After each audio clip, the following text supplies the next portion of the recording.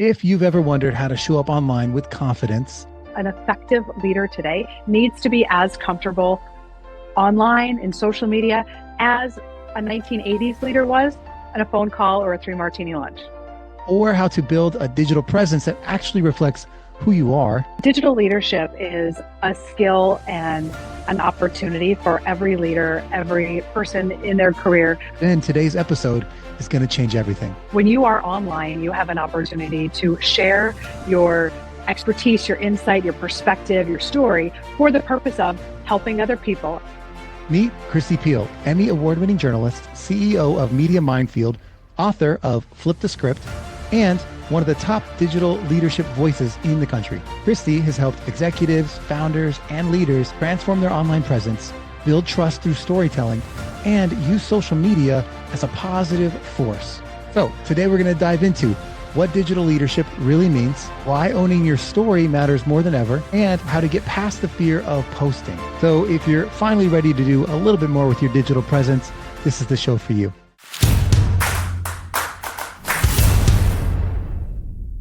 We get to dive into online presence, storytelling, digital leadership, all things from your new book, Flip Your Script, Own Your Story, and Unlock the Positive Power of Social Media. Excited to kick us off today. First off, I'd love to talk about what is digital leadership to you and why does it matter? Excellent place to start. Digital leadership is a skill and an opportunity for every leader, every person in their career. When you are online, you have an opportunity to share your expertise, your insight, your perspective, your story for the purpose of helping other people. And when you help other people, you help yourself. So it's such a critically important skill. There's so many places that, depending upon your age and generation, where you're taught about leadership. But nowadays, if you're a great leader in person and you have no valuable digital footprint, I would argue you're not actually a good leader. Interesting. Now, do you think that's generational at this point? Because I feel like when we were coming up, it was the opposite. It was like protect your professional reputation, keep that stuff separate. What do you think's been changing, and should we all be there? We should all be there. It is a mindset shift for sure. I travel around the country and I talk with leaders of all different ages. And when I'm with folks who are baby boomers, maybe a bit younger than that, they will say things like, I was raised where you do good work, you put your head down, and people will notice. Stay out of, we don't want to boast, we don't want to brag, stay out of peacocking. And nowadays you tell that to someone who's Gen Z, and that's a ridiculous concept. Their whole lives are sort of out in the public, and it isn't bragging. It's just talking about what's happening in your life because communication is digital. So to me, when I talk about digital leadership, I would argue that an effective leader today needs to be as comfortable online in social media as a 1980s leader was on a phone call or a 3 martini lunch. Yeah. Yeah, I would agree. I'm wondering broadly, just to give some light examples of what types of things they can be talking about online. Because I don't think the be online is a new thing that people have been told, but usually it's but like, where do I start? Or what are the kinds of things I should versus shouldn't share? So what do you think about that? One of the things that has shifted is that marketing often starts with the brand. So whatever brand someone is connected with, which you talk about on your podcast, the brand takes the lead and then the people follow. And the big shift that has happened is that a leader, a person, an employee, I call them the employee influencer, is putting out a message and the brand would amplify it. The brand actually benefits more because we know that when people put out content, it is their perspective is there. It's a story. It's interesting. They can offer something that no one else can offer. And the brand can't really have a soul. The brand can have a perspective. It can have absolutely a look and a feel and a vibe that's critically important. But if a new product launches and the brand puts it out, that's fine. People are interested. If the leader, say, for example, the head of people shares that new product and says, I'm so proud of the people who created this new product, the CEO is going to talk about how how it matters in the industry and the marketplace. The head of sales has a perspective, the head of innovation or engineering or R&D, all these different people have their own perspective, and they often, their voices get lost or overlooked. Or I would say what's maybe even worse than not showing up is showing up as some kind of vanilla robotic mouthpiece of a brand. That's not helping anyone. I agree with a lot of that. I think what is interesting is how do we, as leaders, find the right things to say? Because most people's starting point is curating the PR news from their company and just resharing it and hoping that that makes them look more professional. What would you say is the things that they could mix into that that's not just the company repost? It's one of the things I really take a deep dive in the book is how to do it. What's the framework? What's the playbook? If I'm going to start, what kind of content is even interesting? And most of us think that our lives aren't that interesting, which I would argue we have an opportunity to help other people with our story. So me 10 years ago would be really interested in what someone in my position would be now, right? So if we're putting out little glimpses, gosh, we're helping the next generation. We're helping people who are looking at us or we have influence over. But to answer your question about how and what do you sprinkle in? Well, first of all, we know that all of us, when we show up to work or professional places, we bring our personal stories with us. Those two lives no longer happen separately and individually, like the person I used from the 1980s, right? What happened at work, and you go home and that all stays there. Because back then their phone wasn't with them.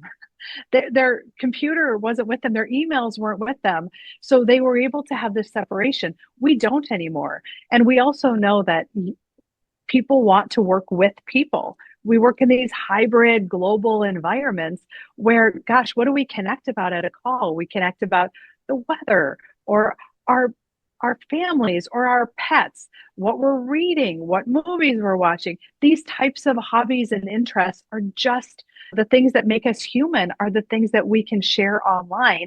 And it isn't for look at me, look at me. It's how can I add some color and flavor to who I am for the purpose of making sure the right, whether it's employees or investors or stakeholders, are attracted to want to be part of my sphere. And the people who would be wrong fit, they know that this is not the right environment for them. So it's a self-serving, it sounds like a self-serving strategy, but it isn't when you show up from, I want to use social media for good. I want to put a little bit of myself out there so that I can help other people and tell a more comprehensive story. So, what do you think that little bit should be? I'm trying to think of some examples to share because I feel like we have so much to choose from in our lives. It's hard to edit. And there's this word authenticity thrown out a lot, but like, how much is too authentic? What's the right thing? Because you have so much to choose from. It's a great question because we all have really busy lives. And the last thing we want is, oh, great, I'd love to every day post half a novel about my life on social media. No one has time for that. And most of us aren't writers. So it's about thinking what matters to me. First of all, it's a great question to ask. What matters to me and who would be interested?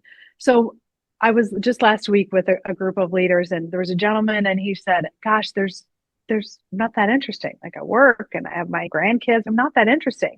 Well, he had shared at the beginning of this meeting something about a new airplane that he was interested in. He flies planes as a hobby. And when we circled around to the end of the session about you should be sharing that. And he's like, but like it seems like bragging. And it's like not if you position it with what are the things that how is flying your airplane like running your company? What kind of lessons are valuable in the cockpit that also are valuable in your life and how you run your business and how you interact with your employees? And I share in the book a pretty vulnerable story from my own personal life of how I had to, after the book was written, make a decision about am I going to share what's happening in my family on social media to my LinkedIn community, and how would I do that and what would the point be? And someone from my team as we were kind of preparing to launch the book, and we put it on pause so I could deal with what was happening with my family. I said, gosh, you this is what you tell people to do, Kristi. You better do it and apply all the lessons in the book to what was happening with my family. And that's the last chapter of the book, is the outcomes of what has happened and continues to happen. So I rewrote the whole book, interjecting more stories, because it is so important to be your full self, and to consider audience. Yeah. Yeah, I like that. I like that. And I think what was interesting is the book itself. If you guys haven't checked it out yet, again, it's called Flip Your Script, Own Your Story, and Unlock the Positive Power of Social Media. And if you want to dive into the book, because we've been talking about it, the easiest place to go is kristipiehl.com. The book itself is written in a way that is so engaging. So kudos and hats off to you. And the reason is because of the way the stories were told. A lot of books start with the story in the intro, and then they just get into the concepts with maybe an example. The whole book was written with stories right embedded into it. What was most difficult for you in that process of sorting through your feelings about what to share, what not to share? When I was going through my grandmother's diaries and reading them, and that process started probably like 2 years ago, it brought up a lot of memories, a lot of filling in the gaps of some of my memories, and it was actually a really kind of lovely way to put some closure on a relationship and to put some things in perspective from my childhood. And I already had a therapist before I started this work, thank goodness, because I got to process some of these things that, you know, sure, do we go back and think about our childhood and how that has influenced us?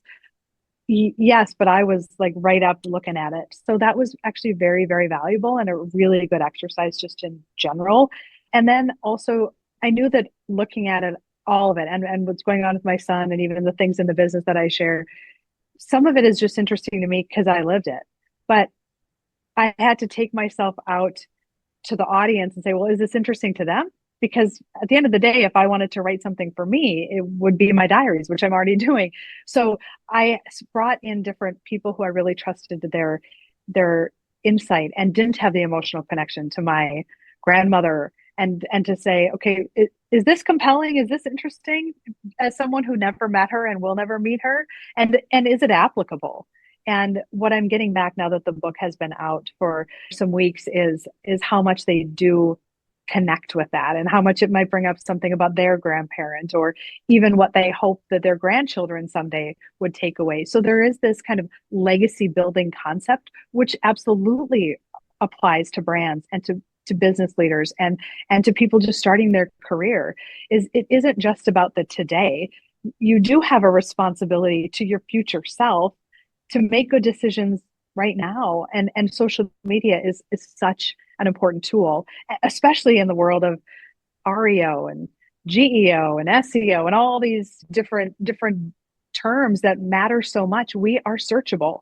Everything that we do is searchable, and that shouldn't scare people. It should empower them that they can control that narrative and they can control that story in a way that they never have been able to before. When I speak now, I have a slide, and it's my grandmother holding my 23-year-old now son at when he was a brand new baby, and I have a picture of all the diaries. And the reason that I include that when I speak it is because I am the keeper of her stories. They are all in a bin in my basement. You look her up online. Before I wrote the book, you wouldn't even find her. And none of us have that privilege. The strangers can be the keeper of our stories. And that should be scary for people who are deciding to take a back seat to their own story, and they're handing over their reputation to the internet, which I think is way more frightening than many of the concepts that leaders spend a lot of time thinking about. So let's dive into that a little bit. Why is it scary? What is the risk of not having an online presence? I share a few things in the book that I've seen when I've been in rooms with people, and a couple of examples. There was a gentleman I met. He owns a business. He's of a generation and a mindset of I'm not putting my picture on the website. I'm not engaging. It's nobody's business. No problem. I frankly love having those people around when I'm talking to them because they absolutely are 100% entitled to that perspective. And I always tell them, just because you don't like it doesn't mean it's not true. So partway through the process, we he chose Google. We could do an AI search of your name, but search your name and just see what's out there. And he searched his name and he was horrified to find out that there was a sex offender in the same state with a pretty unusual last name, who, of course, was all over. And because this gentleman was nowhere to be found, how would someone who's applying at the company know that it's not the same person? He left the room to call HR and to tell them about it because they had recently seen a decline in their applications. Like, I wonder if this is connected.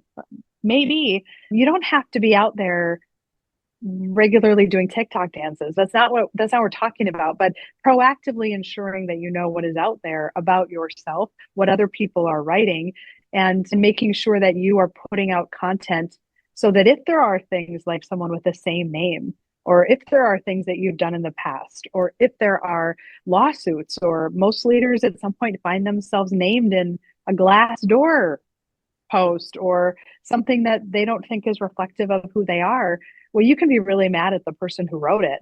But I would say that that energy is better spent on yourself and positively putting information out there that is accurate so that you can take some control as opposed to handing that control over to someone else. I'm wondering what you think, given all these benefits, what holds people back from strategically leveraging social media? Think at the root of all of it is fear. And I've asked as I was writing the book and before in the book, hundreds and hundreds of leaders, like, why aren't you doing it?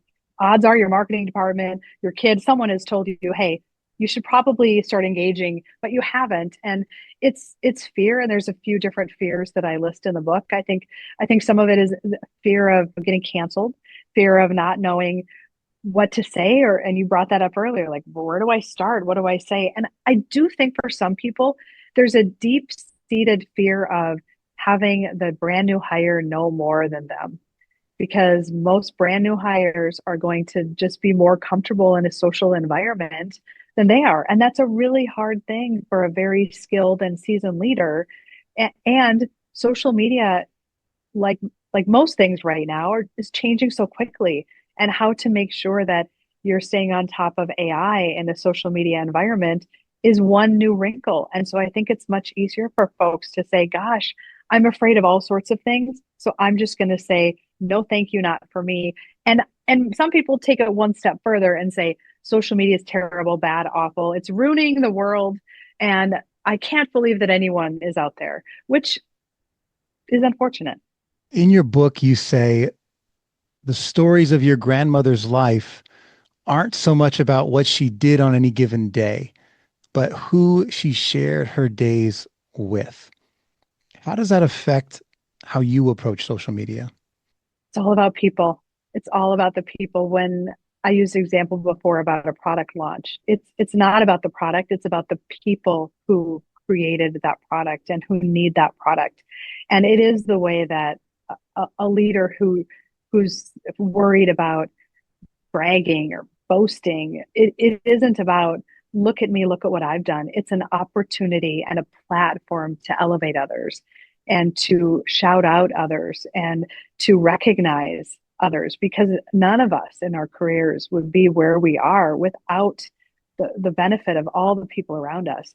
And so it's very similar to what my grandmother experienced. She, on days when she spent time with people, she wrote about it. On days when she was by herself, it was pretty lonely. And it's similar for us. And I think in a digital environment, we can form meaningful connections and we can build trust with people that we haven't ever been in the same room with. And that would be a mind-blowing concept for my grandmother. It is not a mind-blowing concept for my kids. And that's what's happened in the span of a couple generations. Yeah, I think it's pretty loud and clear when you look at who's using it and how fast it's moved. But we have a generation that's grown up with it, and this will be where they share things first. Mm-hmm. I'm thinking about how you've been using social media and how other people are using social media. What comes to mind is there's a speaker in our market in Raleigh here. His name's Larry Long Jr. And I love seeing his posts because they're so gratitude filled. He does a lot of speaking. So it's always, I was at XYZ place today and I spoke with these people and I got to talk to Kristi or John or Jacob, and getting to shout someone else out and thank them for their hospitality or for the little things, or just to say that you're grateful for having that experience that day without even having to share a lesson, or just bringing to light the day you had and some people that got to contribute to that, I think is one of the easiest ways to bring people in. Because are a lot of people going to view that? Maybe not. But the people that do see it, it matters to them, and it's smaller, but I think it's impactful. And you would do that in your daily life. Like if you met new people at your office, you'd be like, oh, I just saw John today and he was so generous and nice. And here's what happened. You tell that story. People get so concerned that if they shout out one person, someone else's feelings are going to get hurt. And then they swirl into, well, what if this person thinks that it's because of this person's age or race or gender? Or, I mean, it can be a dark and damaging sort of toxic environment when we go there. And really, it's as we've made it too hard. It is as simple as I see you, I value you, I just want an opportunity to highlight what you did, not because of what you did, but how you made me feel. And that is the same as what was happening in my grandmother's world. We just now have an opportunity to make that bigger and to expand the reach of that. And if in our own organizations, when one of our team members hears us congratulating someone else, gosh, we certainly hope that their reaction is like, that's right, you go, John, good job. Not, hey, what about me? I mean, the hey, what about me person might not be someone we want on our teams anyway. So I just encourage folks to just get out of their own head. And every post does not need to be Pulitzer Prize winning. It's not about these perfect, ideal, well lit, gorgeous. It's about the authentic and it's about the real. Now, should it be strategic? Yes. Should it tie back to business goals and strategies? Yes. But does it need to be real and authentic to who we are? 100%. That's why you connect with that person's content, because it's real. Does he have a strategy plan that says shout out some people so we can have gratitude be one of our content pillars? Yeah, probably. Is it good for his brand? Probably. But how does it feel for you? Authentic, because that's who he is. I suspect if you got on an airplane with him, he wouldn't be the person in the back shouting and swearing and screaming at someone about taking too much seatbelt or something, because that wouldn't be authentic to who he is. So you bring up a really good point that we have made it really complex, and it doesn't need to be. Yeah. Well, I also think that there's this small talk thing, not in a bad way. It's got a bad rap. But in the book, you're sharing things that are not just the personal deep stories, but there's also like the little recipes that your grandma shared, and Mm-hmm. the random tidbits of her day, which were set up to tell a story. But I actually found myself super interested in those little things. Like, what is this? And I think the reason that the trivial is interesting, and I think this has been proven, is that we find common ground through those things. We find comfort. We're looking for ways to understand someone and to draw common ground. So when I saw recipes, I'm thinking, well, it's Thanksgiving coming up. Like my wife makes this pumpkin cheesecake, which is the best thing I've ever eaten. And and then the stories come, like I mentioned that, maybe something you think of something. I'm thinking about when we had it the first time and we dropped it and we're eating it off the floor literally because it was so good. And everyone's like, well, maybe I have a story like that, or it makes them think of something funny. And those little moments, I think, are what create bonds with people. It's the human side that, yeah, posting everything of your day, all the little things that happen to you, no one cares. But some of the things, some of the little pieces, I think they give us things to grab onto that make you real. Yes. And please post the recipe of your wives. And please, I imagine there isn't a photo of you eating off the floor, but if that ever happens again, take one, because that is really a human moment. I was with some leaders recently, and one of the examples that I share is there's a gentleman who's a client of ours and who's given me permission and to talk about him. And he is the CEO of Butterball. So the like little balls of butter that are in restaurants, that sort of thing. That's his company, and it's a family company. And he sent us a photo that we put on his social media that the company shared of him. He showed up at an event, like it was a fundraising event, and they had his butter on the table. And this is adorable picture of him like, look, it's our butter. Like the fact that this guy has been doing this for a long time and is very successful, it's still his product. He still gets really excited about sitting at a table and seeing his product that his folks, his family, employees that they're creating. And I shared that example last week, and a gentleman got really excited. He's like, I never thought about this. His company makes little parts that go underneath chairs, and he said every room he walks into, he flips over the chair to see if it's his part. And then he can go back and tell the salesperson or the men, people making it, like they love to see where their chairs are showing up. Like, that's amazing. That's totally a human connection that would be fantastic on social media, because the person who makes the chair parts would love to know that you showed up at a meeting and you got to sit in the thing that they made, and these chairs go all over, and he doesn't always know where they go, but it doesn't matter. Some of these things are just human. And that's what makes social media interesting and good, and we can connect with. And yes, these folks are successful, and they don't need to be speaking like they're writing a Harvard Business Review article all the time. Be a human. It works. It works. It definitely works. You mentioned a couple of times social media and good, and you talk about in the book social media for good. Mm-hmm. Can you maybe elaborate on that a little bit? What does that mean to you, and how do we use that? I want to make a little like asterisk that when we're talking about social media for good, I'm talking about adults. I'm not trying to don't send me hate mail that I'm trying to get teenagers on social media. I get it. I like that is a parenting thing. I'm talking about adults. So just to clarify, social media can be a place for good, and it can be a place where we can share positivity and we can help other people and we can show gratitude.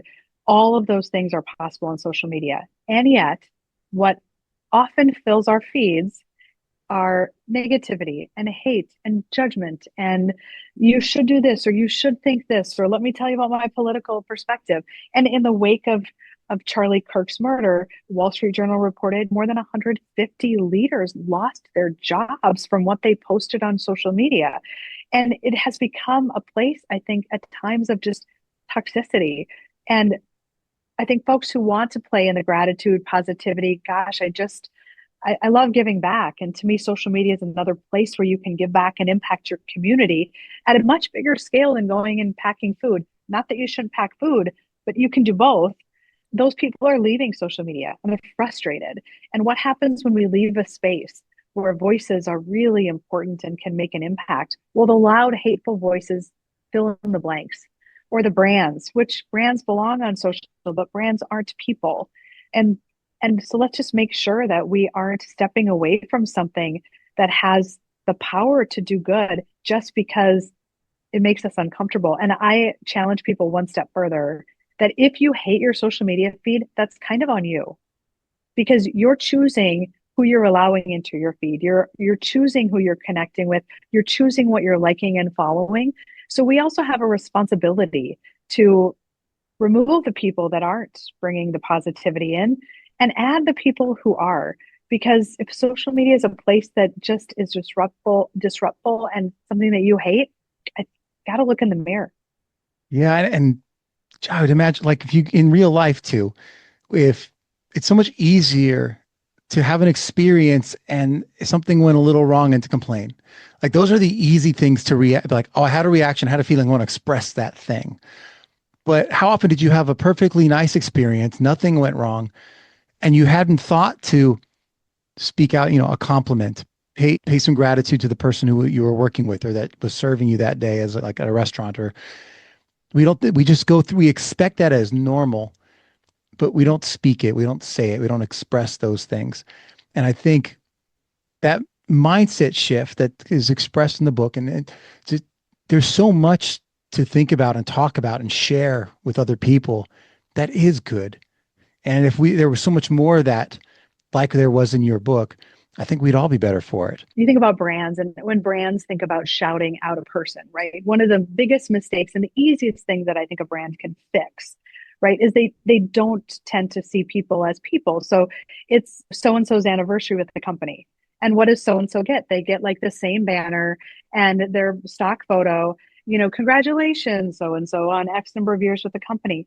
Well, that is a real missed opportunity. And who wants to stop scrolling to look at some banner when really, if you want to have the person be seen, heard, and valued, you might want to take a minute and ask them, why are you still here? Or what's your favorite memory? Or have the coworkers share something that they love about working with that person. That's something that's meaningful and impactful. And we miss the opportunities as brands who have the power to shout out specific people or to give the customer, gosh, thank you so much for telling us about whatever the experience you had. I mean, those are the things that we can all connect with. And we try, I think, to your point earlier of people sounding like brands and then brands trying to sound like people doesn't work. Yeah, I agree. So, Kristi, as we're wrapping up here today, are there any messages, any last thoughts that you want to share with our audience? Everyone who's listening, your story matters, your voice matters, your perspective matters, your insight matters. Please share it for good. And if this whole conversation has challenged you, for the next 30 days, every day, add one person of positivity and that you value their insights or what they're writing, or it's an author that you appreciate or a leader that you look up to, even if you've never met them.